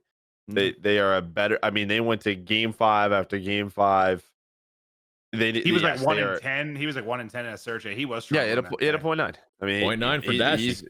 That's just which just doesn't not happen. Dashy. That's Dashy. That's right. weird. You are a better Dashy performance away from probably being in a final versus Chicago. And if there's one player on that team that you like can rely on having a better performance next weekend, it's Dashy. So probably won't happen again. Yeah, knowing that dude, they're in a really good spot right now. And Slashers. So when do they play? Yeah, I don't know. The thing one, right? for me with like there aren't a lot of people. I listen. I know we all get fed up. His teammates get fed up, like with his attitude and how he handles things. But there are not many people that back it up the way he has. Yeah. Like, it's tough always being the guy that has to like get pissed off at your team. We're not playing the right way. You're not doing this, and always be that guy. But then you lead by example.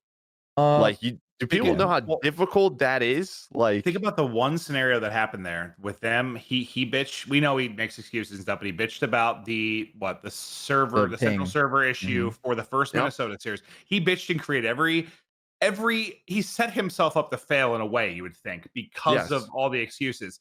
But then to go and have the series he did next time versus them, like Jesus Christ, they 3-0. He just smoked the living fuck out of them. Well, he was insane that series. So 2 things for him is the one thing that people give him a lot of shit for is he speaks his mind on what he thinks is wrong. And we said this before with the server complaints, right? We knew it was coming. But we also said, like, if you're pinging over 100 to a server, that's not fair. We've talked about that. Yeah. That is not an excuse of what we were saying, because I know when I said the servers are really good for us and people kind of lost full about it. And if you were pinging, you were pinging 120 to a server, that is not fair. That is not what I'm talking about. That is not an excuse. It was more or less when you're pinging like the 40 to the 60 range, where you can't just blame online for everything, like a lot of pros still like to do. But the thing with him is he doesn't make an excuse, and this is from knowing from coaching him, where like it's just like some left field excuse that makes no sense, and he's just wanting to whine. He really doesn't do that. He just speaks his mind openly and just says it like how he thinks it is. But to the one thing with leading by example, Joe, the one like his like one downfall is he gets really frustrated for a little bit, and I feel like you see this happen like every year, like with the NB team in World War II. He gets like really frustrated for a little bit, and then like he almost doesn't play well for a bit too, because he went through a little slump in the World War II season where he wasn't doing that great, and then he joined Rise and like absolutely started frying. Like he started off the year hot. They kind of like went downhill. He got frustrated. He gets tired, like and mentally drained, mentally exhausted. And then he has that one event where like he just doesn't do slasher things. But then I feel like that smacks him in his face, and he's just like, "Hold up, I'm the fucking man." And then comes back to it, and that's what I think we're seeing again. Even just in 100 Thieves, he kind of did that. Like he wasn't the star player in the beginning of the year on 100 Thieves, in my opinion. I don't think he was like carrying them when they had Pharaoh, and he was probably mentally exhausted. Like, they had a lot of arguments on stream. We all laughed about those on the Reddit.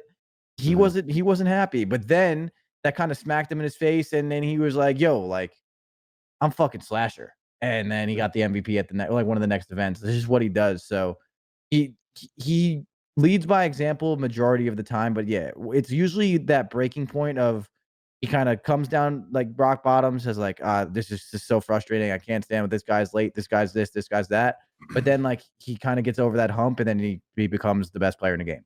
And he does it he literally does it every year. So you got to. People forgot how good of a man AR it was, and that was just a quick little reminder for you if you forgot last week. And obviously he had Octane on his team last year, but before that, Clint and I were talking about that. Every single year was a discussion around pretty much Crim, Octane, Slasher, and maybe you throw Clay in there a little bit.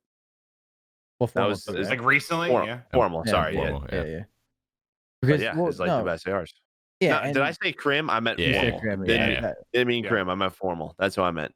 And I'm that's the watching thing Crim with stream. him. Yeah, for Krim was me- ICR last year and just got torched. That's what Yeah, last and year. the thing for Right. me with him is, if Austin ran an ICR last year, he would have been the discussion as one of the best Insane. players in the game. Yeah. It's just what he does. He's one of the best players in the world. He always does. And I think once he kind of hits that like one frustration event where it's just like things aren't going right, he steps up to the plate every single time. He does it every single year, and you just can't hate on that. And it's just what he does, and he does it best.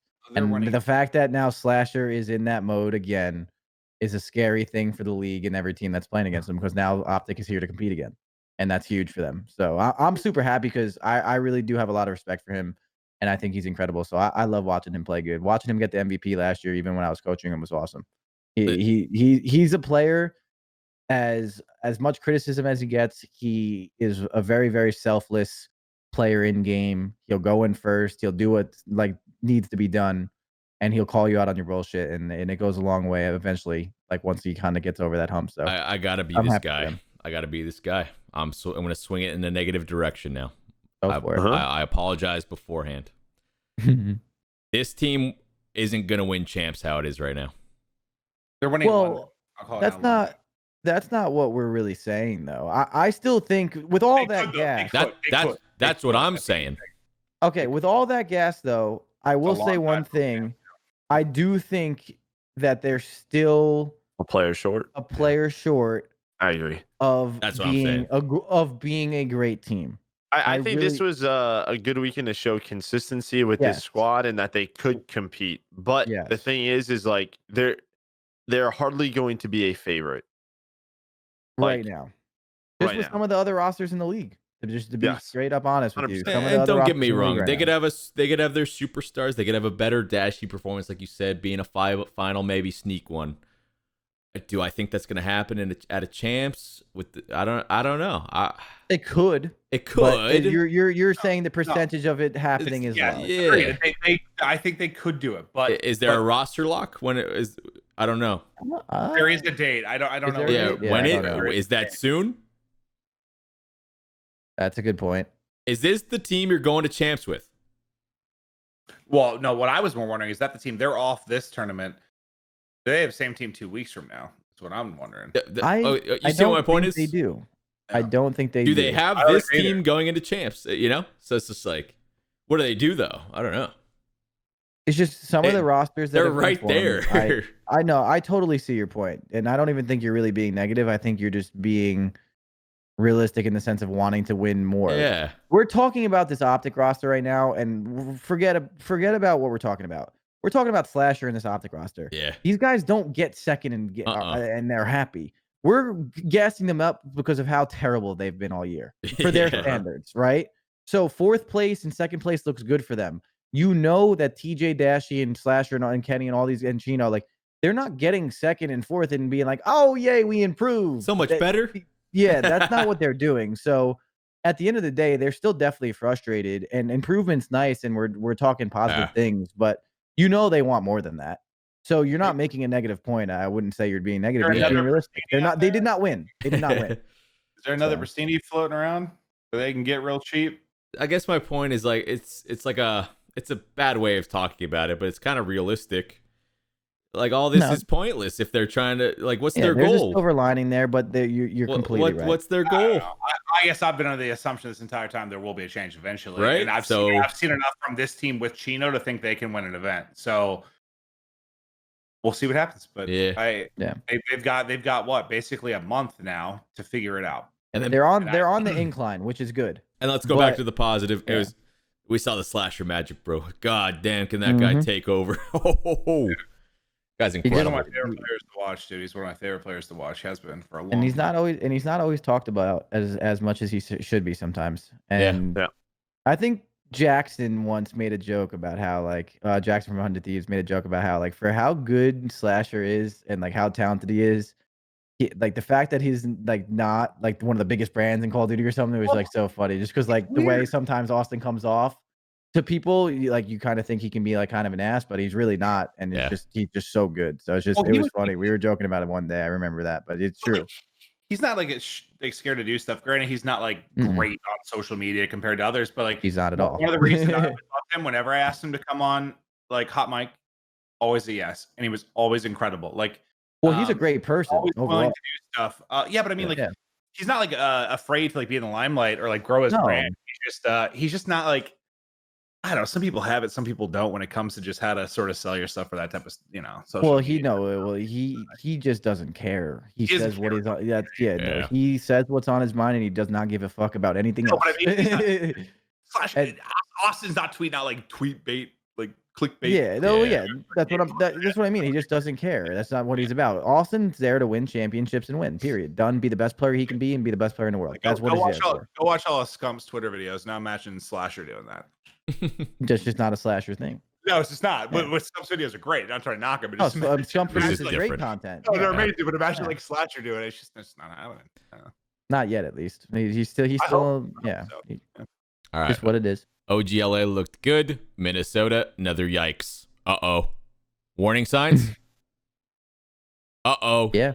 Another warning bad, signs, yes, obviously. another bad event from Godarex. Oh no, where's the 1.2s? The guy was a fucking beast. What happened? What's going on here? Yeah, I mean, it's warning signs. It's not something where You don't you blow can it just, up, like, obviously. you don't but, blow it up. But like, And uh-oh. this shows a lot about team cultures. So I think someone brought up a fair point like in the Discord the other day of COD's a weird sport where we're talking like, yeah, they have 2 bad events in a row, and now we're saying warning signs and like they need to make a roster change, and I'm sure they're kind of getting tweets about it.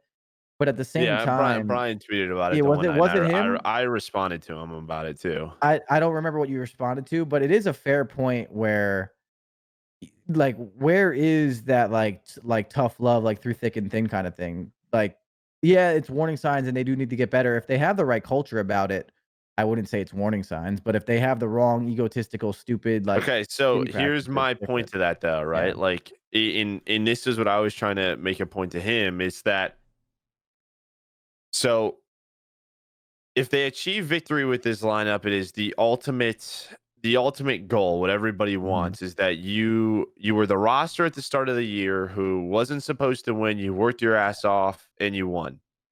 The fact is Well, they didn't win. they haven't won. Yeah. And nobody thought at the beginning of the year this team was going to win. Why? Because we thought as a community and as people, they didn't have enough talent. So I think that's what we're pointing to. I think people know that early on, they had a couple of really good chances to win. And they were yeah. performing well on land. yeah. I still look at that. Was it the Florida home?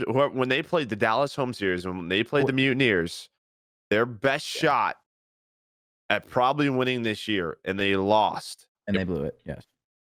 And so he was basically saying the first sign of adversity is these last that's 4 what it was. weeks. My response was, I don't think that was your first sign of adversity. I thought it was back when you Yeah. lost to Florida in the final. Other people could say it was when you weren't beating the top teams for, a little bit of time. Then you finally beat FaZe, whatever it is. But the fact is I think the people are like, maybe they need a roster change is because they changed our minds that they could win. But now after 2 events in a row where we're like, all right, people have caught up, and guess what? They have more talent.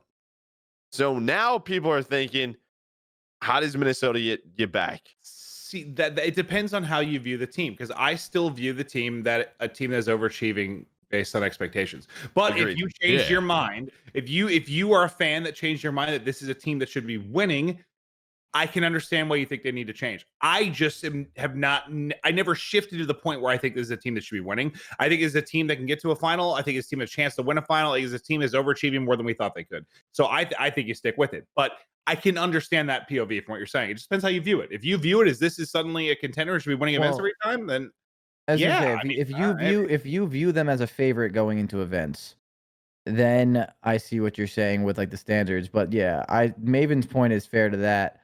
But as a coach of like my team and just in general, I don't know their culture. Their culture seems to be pretty good from what I've like seen and like from like the outside in. But yeah, they've had 2 bad events. If their practice is going in there and they're bitching about online servers and they're bitching about this and that and this, and that's when that's the warning signs for me as a person and as a coach and the way I operate. Like that's when Yeah. I would be like, all right, this is becoming an issue. the culture's not here. We're not getting good practice in, and we suck right now. They're just not doing well. That's what it would be. But if they're sitting there, like working their ass off, and like they just had a little bit of a rut, but they're still like positive about it and like being like, nah, this is not us. Like we can fucking do this. Then I wouldn't be too worried. That's where it kind of stems from. I don't know what's going on behind the scenes with that team, but that would be like my biggest thing for them. But yeah, Maven makes a good point. It depends on how you view their team. Obviously, they view themselves. I think every team wants to win, right? So I don't think anyone really views themselves as like the way Maven just said. I don't think Rokkr goes in there. Their good gameplay changed people's mind, though. Is basically what I'm saying. Yeah. Based on what we thought they were. So if your expectations did massively shift for them, then I kind of get it, but mine didn't, I guess. And the other fact is too, the reason people call for those roster changes is because based on what we've seen this year is they work. We just saw it with New York. We're seeing it with Optic. We're seeing it with London. Like Toronto is figuring it out. The fact that Chicago just won, it's working. Yes, and I think to TeeP's point, there were teams in past years who won early on. They stuck it all the way throughout after losing X amount of events in a row, and then they probably looked back at the year and said we should have made a change. Like, so that's where I'm at. It's like my point is to feed off that. Throughout years and years and years, you have a team that's, when the going is good, how many wins can they take away from it? And when they start to fall off, how often do they rise back up to that level? Does it ever happen? Not really. It's rare in the COD scene because of what Brian Saint's point was like making. Like a lot of teams face a little bit of adversity, and their team just blows up, and then one player gets tired of this guy, and they're like, "Oh, I'm not doing this shit anymore," and it's it. Yeah. Which is a point. That's true. That's true. Yeah, you're totally right. That's my thing. Where I wish that mindset, or I would love to see that mindset, kind of fade away slowly. I get that side of things, and I understand it, and as a player, I've seen it happen. I've gotten tired of players myself. I get it, but I love, like, I guess this is more biased or like my just personal opinion. I just love watching a team be good, sucking, and then be good again through hard work and like actual dedication and like getting over shit. Usually a player, I mean, you guys can probably attest to this. A player gets tired of a player on the other team, and the team blows up because they can't get their egos in line. And they just don't like this guy no more, and then they're not going to practice hard because of it. That's what happens. And that shit is lame to me, which I feel with how serious and professional things get, I feel that could just be eliminated more. So I like Brian Saint's point, but I can totally see the other side of things, and I've been on the other side of things, but I guess I'm just biased. Yeah, I like seeing a team be good and suck and then be good again. Yeah, I love that. And it's a good story, but you also just have to recognize again, like, we're overperforming based on outside perspective. I think they're overperforming, and when maybe you have a chance where, it's everyone's sort of looking at Minnesota like, tell you what, they call my phone, I'd go play for them. You're in the driver's seat in potential roster changes. Gunless. Do you take advantage of that? I was going to bring up Gunless. Yeah. So for now, to add to this point, now with everything I just said, if Gunless comes along and says, I want to play for you, I think Minnesota would be stupid not to get him. Yeah. So I'm not saying. What my mind is like, yeah. How do you say no to Gunless? Yeah. You don't, because you're not winning. You haven't won. If you can get someone like Gunless, it's a no-brainer to get the best talent in the league. If you think like you can obviously work with the vibes and all that. So I totally, that's why I totally see your point, and I agree with it. I just love the other side of things too, is working hard, like as a team and a brotherhood sometimes, where I feel like we kind of have a lack of that in the COD scene, which is why I would love to see it work. Big old lack. And we do have a lack of it. Yeah. I want to say too, like, we've seen a late year crazy run out of someone like Assault, out of someone like Silly. You know what I'm saying? So like, I don't want to say the team is like chalked or anything. That's not my point by saying this, but it's rare that we see a team when the going is good, it's very worrisome. They couldn't take home a chip when they were at like their peak from what we've seen from the team so far. And it's not often where you see them have that strength to come back. So if they do, cool. But like, it doesn't really happen, man. I don't know. I'm worried for them. It's one of those things where next event they have to go up against Dallas and Atlanta in their group, and then what? Yeah. All right, now we're 3 events in a row where you didn't make Right. it in. Yeah, they're not at Paris. The New York event, they play New York, London, Chicago. You have another tough group. Like, well, what are we looking at here? That's and what I'm before that, saying. we're at champs, where you haven't made the semis in 6 weeks or 8 weeks. I don't know. Yeah. It's And again, then- to me, they're in the driver's seat. In a player like Gunless 4 months ago would probably never would never probably play for Minnesota. But now you have a chance. Oh. Did you look at which event did you mention for this tough? Did you look at Toronto? No, they're no, the one before that in New York. Okay. Please go look at Toronto. Yeah, Atlanta and Florida, Dallas. Yeah. Jeez. Oh my god. Their next 4 events are insane. So That's their not last good. 4 events are insane. That's The last not 4 events are good. nuts. Oh my god. And That's again, hard. they can improve if they get back to form. Like, I mean, Atlanta and Dallas probably aren't going to be happy to play them. Like, they don't want to. But if there's a time you probably like, I'm down, I'm cool with playing Minnesota. Probably now. Right now. Yeah. When there's I wonder what the breakdown is. I'm really curious. GodRx was arguably the best player in the game, and then sort of fallen off. Is it a team thing? Is it individually performing bad? Is he not putting enough time in? I don't. Seeing how GodRx is, it's probably not a time or passion type of thing. No way, that's right? what I was gonna say. So it's weird. Usually, in history, speaking to what you just said, Tyler, 90% of the time, you know, this is usually when the team is not doing well. It's hard to drop the 1.3 because most of the time, a successful player comes from a successful team. Yeah, you have your outliers like Octane right now. Seattle's obviously struggling and he's amazing, but most of the time, it's usually team play that leads you in the hardest I agree, situation. but going from a 1.2, like he was. No, he's definitely not playing as well as he could. It's a big swing, so that's what my worry is too. I feel like it might be a mixture of both. Like it has to be a team thing, right? Yeah, you know, his KD's lower than all of his subs at this point, which is just. And for how, I don't know, like weird. When you saw him on the map before, it seemed like it didn't matter what the hell was going on. Well, we talked about how hard it was because you see what happens. It's such an outlier. Well, Chris, before. did all of their struggles start when it was the online shift, or did they have like a struggle at LAN before the shift? No, well they lost in the final to Dallas. That was the last time they were on LAN. Yeah, and that was they it. had the online shift. Yeah, but here's the thing as well, though. It's not like they instantly didn't have success because after the LA finals, they went to a final. Like they went back to another grand final. So they can't use the online to Florida. Excuse. Yeah. Exactly. They were good enough because they showed it. Because at that was Chicago, Dallas. They beat Chicago in the semi, or they beat Dallas. Sorry, like they were beating good teams at that event. Yeah, you can't really. We've talked about this. The online excuse doesn't really work, unless you have like really really unfortunate servers or something where even that, for the most part, you play competitive games and things don't go your way. I don't know. I don't really think the online excuse for them would be it, especially because they've showed signs of greatness on it. But even if they didn't, I think that's a really lame mindset to have. Every other team's making it work right now. Well, it's like. We can't speculate on that shit. We got online. That's it. That's what we got to speculate on. Exactly. I just feel where you can't really start using that. I don't think they're using that either. No, they don't make the point. They're not whining on Twitter and all that. But in general, you have online. If you're seriously going to be that guy that just complains about it all the time for no reason, it's just not. That's just dumb. But if you're having like straight server lag issues where you have 100 ping and stuff, it's a little different. But that's not going to happen every single time you play. So I don't know. All right, they got a tough stretch coming up, man. Jesus, it's just you guys tough off rest of the year. That's it. I mean, that's the end of the year. They're not at any other. They have tough groups from here on out. Crazy, man.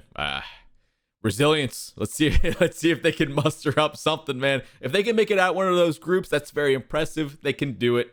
I have hope in the team. It's just you got to point out. And I do too. That's what I told Brian is like I hope they do. I love watching this roster. It's just he's like questioning why everybody's asking for it, and we're telling him this is why. Like they're fair claims. Like I don't know. Yep. Paris. Paris is not looking.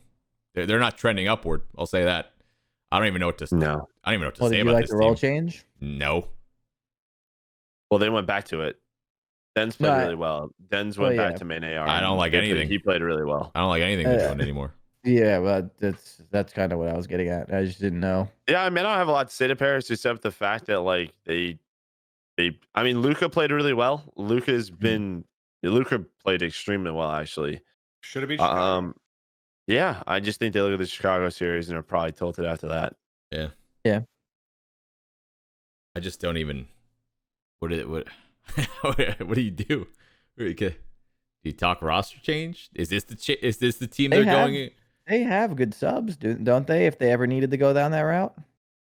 Was there? They Who's have their subs Phantoms again? and who? Phantoms and who? Phantoms and they don't need a Brezzy. Phantoms type. Brezzy. And Brezzy. Ooh, Wait, Brezzy. Brezzy is incredible. Wait, and hold up. Yeah, those are two really talented subs, man. I don't think So- Phantoms really fits. Well, what yeah, they need, I don't but think He's a their slower issue- AR, right? Yeah, I don't think their issue is AR. So I get what Yeah. you're saying. But Brezzy, even him though, if something did go down that route, like they have pretty good subs, man. So if things still continue to kind of go down, like on the decline, I don't know. Brezzy was great last year. Brezzy was great last year. I don't know him very well. I don't know him as a player very well, but I do know one thing. When I watched him play, I was like, oh, this guy's pretty freaking He's nasty. freaking nasty. Yeah. Obvious talent. Yeah, it's just So- it's tough when so- it's tough when you don't know the guy very much. you Yeah, know? exactly. And I'm sure there's more to it, but I'm surprised he's not starting. Yeah, I don't know. I think he's very good. With the way I watched him play on E6, I don't know much about him, but he looked really, really talented. And I could be overrating his talent right now because I didn't really ever play against him and I really get to watch him play too much, like as an individual. But he seemed to be doing his thing. So Yeah. I'm surprised he hasn't got a shot yet. I guess maybe one more bad event and he gets a shot. We'll see. I don't know. With how It's CDL also one of is- those things. It's also one of those things. I don't know if they can get Brezzy here. I'm not sure. Yeah, That could also be it. Oh yeah, Totally. Yeah, totally. It's a good point. With how CDL is, I keep finding myself stuck mentally in between the cutthroat mentality is like you don't have enough time to put up with these average ass performances without the amount of talent. And the other side, I want to see them like come together as a unit and make a comeback story. Yeah, If they go in later in the year. yeah, I'm stuck right in between the middle, and I feel like I can tell when a team's just not going anywhere. Maybe that's messed up to say, but like. It's harsh, but it's harsh. I know what you're saying. You know what I mean? I don't know. I feel bad because I like it's like I like another the one like players. Minnesota too, because we were like genuinely shocked with how Paris was playing early on. Like Yeah. we were like, wow, they're a middle of the pack team. Like we're If like they performed that well earlier, we wouldn't be reacting the way we are now. And it's just like we were impressed that they were a middle of the pack team, and now they're back to where we thought they were. So now I'm just like, okay, what are we doing here? What's going on? I don't know. Well, we thought they were more the middle of the pack. There was a point where we were talking about them like top 4 or 5. you know what I'm 6 saying at though. the beginning. But I thought at first I thought they'd just be like another mind freak type. Yeah. Maybe they upset somebody. Maybe they just don't win a lot. But that's kind of what they are now, I guess. Yeah. I don't know. Paris needs some work. They go again and one more, right? I think one more bad event, and then they're forced to use subs. You got to somehow, do something. someway. You got to do something. Yeah. they probably have Minnesota off, right? Yeah, because Paris is the event after. Okay. Oh, okay. For sure. Let's touch on the GA stuff just a little bit before we send off here. Crowder, you probably have the most credible knowledge here when it comes to some of this stuff. I know your mentality on it, but for the viewers, what do you think? What do you think of this stuff? Yeah, so it's auto tack sprint, right? Yeah. The Merk foregrip, and well, we can get into snaking. I would love to rant about it, but yeah. Well, snaking's tough. Yep, but agreed. Yeah, because that's, man, I guess I'll just say it, but all of these issues are just something that players shouldn't have to be worrying about in the first place, in my opinion, at all. Yeah. The fact that this is just so silly in general. The auto tack sprint, in my personal opinion, I think auto tack sprint, I think movement is a skill gap. I really do. I've always said it. I think that, I think being able to do the slide cancel and all that stuff, as much as people want to say, like, oh, all these guys do is slide cancel, why don't you do it back? And why don't you do it as often? Because you don't don't want to have the effort into, or sometimes you just can't have you can't have the constant effort to do it. I'm an older player and I love the textbook Call of Duty stuff, but that stuff is a thing. And having auto tac sprint, in my opinion, is something that it's doing the movement for you and you're not clicking in your Can- left stick. And I just think it's silly. So I personally don't think it should be in. But I also think like a lot of this stuff is just not things that players should be arguing about. Like this is developing of the game. Yeah. The snaking. Can I play devil's advocate on the first thing though, just while we're still on the auto tac sprint? I'm not a heavy opinionated guy on this either. No. I actually kind of agree with you, but like Tuger made some points yesterday, which he made some dumb points and some good points. But the one thing he basically said was like, yeah, but it's like it's in the game, like this option. Totally, and it's like bumper jumper being added, or like the players using scuffed controllers. Like there are a lot of things that have been added that make controls or movement easier. Like and I kind of get that. I know it's different in a way, but there's been a lot of things that have been added that make the game. I remember when bumper jumper first came out in Halo before scuff was a thing. Jesus Christ, did it change the game entirely? And I know it's not the same, but like there have been. No, I see. That's why I'm not heavily opinionated on it, because I genuinely think that, like, yeah, I totally see that side. Well, of it. and I think that someone made the point. This is totally a Warzone setting, right? Like we all agree, right? Yeah, this is 100% a Warzone setting, right? I don't want to run across the field in Warzone for 10 hours. Yeah, that's true. And that's why I think. Care. Yeah, I don't really care either personally. My team, I know people are telling us that we are lying about everything and all that other bullshit, but like my teammates, the Celium and Priesta are the only two people on our team that used it, and they started using it 2 weeks ago. They didn't use it in the beginning of the game. They didn't hide it in the beginning of the game. Simp has never used it. Abizi has never used it. And Major Maniac has never used it. So I don't really care for my team's sake.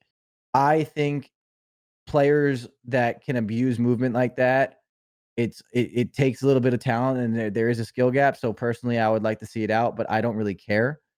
So yeah, I think that's a developing thing though too. Like I think it should either be in or be out. If it's in the game, whatever. So when it comes to the snaking, that is the most obnoxious thing in the world, because we have now been dealing with snaking in Call of Duty forever, for years. Just fix it.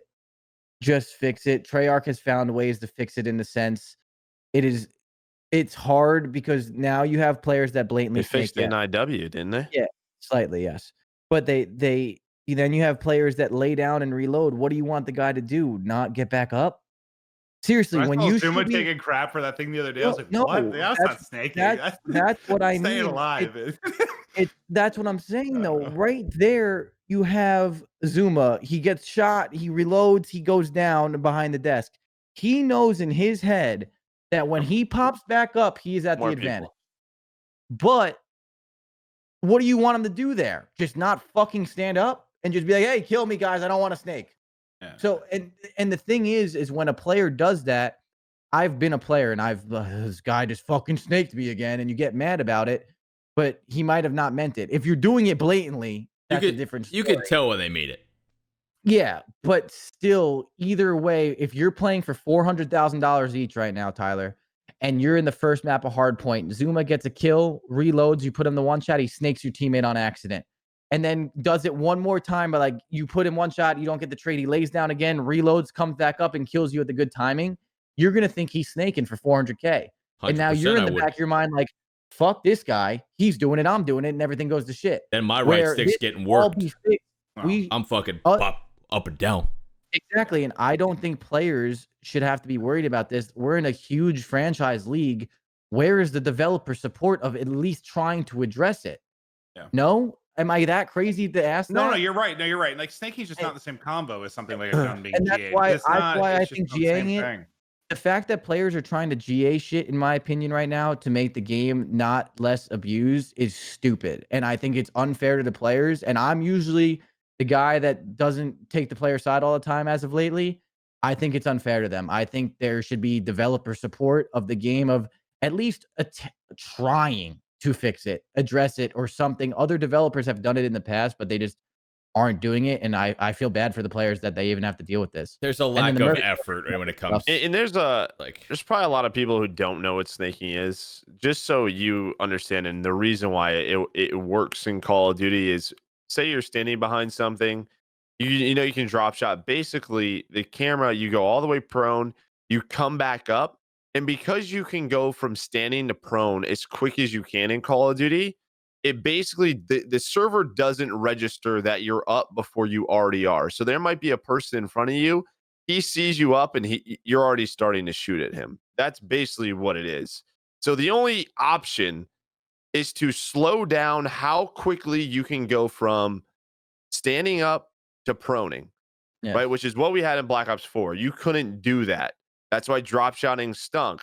In MW, drop shotting is back. And for the most part, drop shotting has been a thing, which is why you run into this, because you can go from standing up to proning at such a fast pace that literally game side, the cameras can't keep up with you. That's what it comes down to. And which is why I find it unfair to players that they're even worrying about this. This just should be something that could have been addressed. And this has been a thing in Call of Duty for so long now, Yep. which is why it's insane to me that it's still in the game, or at least People love not. drop shots, bro. But and if because you don't they're have not- if you don't But have just that make move if you don't have You that can have a movement, drop though, shot though. Why can't you just make it not come back up as fast? that's true. It's But then it's not COD, right? It's not as smooth movement wise, right? That's what we're getting into. Like you know. very much I just don't get have that. like that sluggishness in Call of Duty movement, which is And what that would add. And in this sense, to me, I feel like that's unfair to the players that they have to worry about all this crap. And then the Merk foregrip and stuff. So personally, I think snaking should try and be GA'd. I think you should try not to do it blatantly because it is kind of lame. So that would be my opinion on that. And then the Merk foregrip and stuff. I mean, I think Sam Octane came out with a video where like the MP5 is stronger than You the should M4 have to range. aim your gun. And no, so I agree with all that again. But once again, we haven't had a weapon tuning. Yeah. Like we haven't had anything since the beginning of the game, man. Like what? And that spawn Yeah. update. Yeah, We haven't had any. I'm gonna say it on broadcast as much as I can. and that's why once again It's just it has horrible. you have the community It's really up in bad. arms at each other and arguing with I'm each not other. talking on Where, this point. I don't know. I don't like talking on this point, but I'm just gonna be honest. I just feel that players shouldn't be arguing with each other. I feel like it should just be more of an approach towards the developer of the game. Listen, man. This all comes down can't to wait till November. this all comes down to this is our first franchise league. Everybody's hopes were much higher than previous years. And let me talk a little bit. I've had experience with Infinity Ward. It's different now. The culture is different when it comes to this type of stuff. And for what we got in previous IW games to what we got now, it's unacceptable for what this league is. It's bullshit. Yeah. I'll say it. We fixed Infinite Warfare with like 4 to 5 people. Yeah, we did. We did so much in such a little amount of time. We saved Infinite Warfare with 4 to 5 people. A couple waves of that on this game. Who knows what the possibility could be? And it's just it's disappointing, bro. 2020 fucking Yeah. sucks. Well, and I know. Yeah, well, man. I was gonna make that point really quick. I know the COVID and everything doesn't make anything easier, but before it too, it wasn't looking like they were trying to do It anything. didn't seem like it. And to be devil's advocate here, though, I love like what I do with Infinity Ward in the sense of Warzone. Yeah. And personally, Sure. you're speaking biasly right here.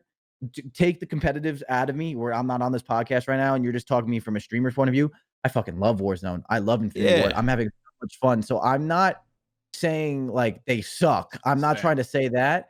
Just But the when CDL there is a CDL. huge CDL franchise league, and you have a community of pro players that have been dealing with snaking for fucking 8 years, and all these stupid mechanics, and now you have them arguing with each other over this, and that, when I just feel like a lot of that frustration and arguments with each other is just so wasted energy, where Yeah. I feel it could just all be fixed if we just had any kind of change in the multiplayer world of towards the CDL and this huge franchise league that you're trying to brand, because this is the first year. Yeah. You want the CDL to last for 10 years, right? I know these pros too, man. They're sending DMs. They're sending messages. I know they are.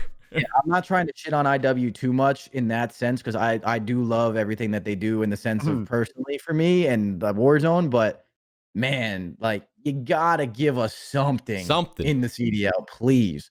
From squad spawns that no one likes to GAs that are being forced by players that are like causing up in arm arguments on Twitter because insane weapons.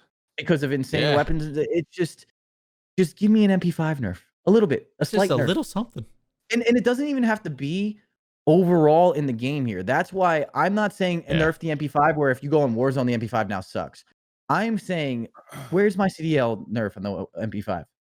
Well, then we're getting into something different, right? Which is always, we could go into that for hours. But yeah, I agree. I feel for the players. I feel that they're wasting a lot of energy and frustration on stuff that honestly I don't think they should be fixing themselves. I feel like this could be something where there should be a little bit more communication or a better line of communication for that. And that's where it kind of hurts me inside for them because I have been a player.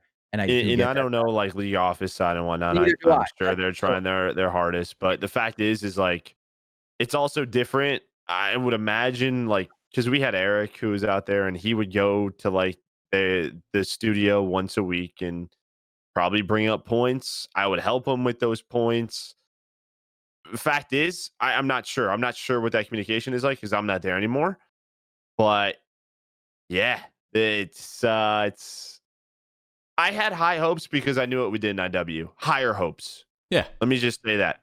IW turned around really quick. IW really turned around. Quick. Yep. I was drawn on maps, bro. Yeah. Wait, when IW first came out, the spawns were terrible. There were stupid guns. There was a bunch of there was so much stupid stuff. They were snaking everything. And then we moved bomb sites. We spent a lot of time. We did it. We spent a lot of time on that shit. Which is why I just feel on this side, just coming from the player side of me, I do genuinely feel that with how big this league was. Hey, yo, we got the Holger got buffed though. I get every single player complaint from. I really do. Yeah, I do. And I've been someone that's come on this podcast with the online shit and said like players whine a lot sometimes, and I've been there too. But that's like a bad mindset. That is just wasted energy on player to player for no reason. Oh, I see multiple patch notes come through. And it's just I'm like, no, poor guys. They ain't getting anything. Because I look at the patch notes and I see Warzone and I'm happy as shit. Right. And that's why I love the public match and the casual side of things here. But we have a really, really legitimate, expensive league, which a lot of players, this is their livelihood and stuff. Like, come on. I don't know. Yeah. Priority thing. Always will be. I don't know. I get that side too. Priority thing too. It's just I feel like it's kind of unfair. Yeah, it's like as much as you're loving it on the blackout, I bet you a good majority of the reasons we don't have stuff is they probably shifted resources more and more to help. Warzone. And I get it, and that's why I see it. I see that, and that's why I'm not trying to. I keep saying I'm not really trying to shit on them too much, but I get the players' complaints. I suddenly was the president at Infinity Ward. I know what I'd be doing, and all of my attention would be on Warzone. So I get it. I get it. I hate it because of my current job and where I work, but like. That's where my focus would be. 60 million goddamn people have played it. Like, yeah, and that's why I totally get it. I just feel I'm just saying from a player's point of view, I see it. Yeah. All right. Tune Joe and I gotta call our agent about some stuff. We gotta wrap this. We have important meetings. Oh wow. Okay. Clint's HBO Max just came out. Joe and I are getting our own series. I'd watch it. It's not happening. That'd be awesome though. All right, guys. Long episode tonight. Thank you guys so much for listening, watching. Make sure you guys follow our Twitch channels, sub to our YouTubes, and tune into our live streams every single morning, as well as watch the other Hardpoints episodes if you missed those. Subscribe to our channels. We love you all. BTB taking over. We'll see you guys next time.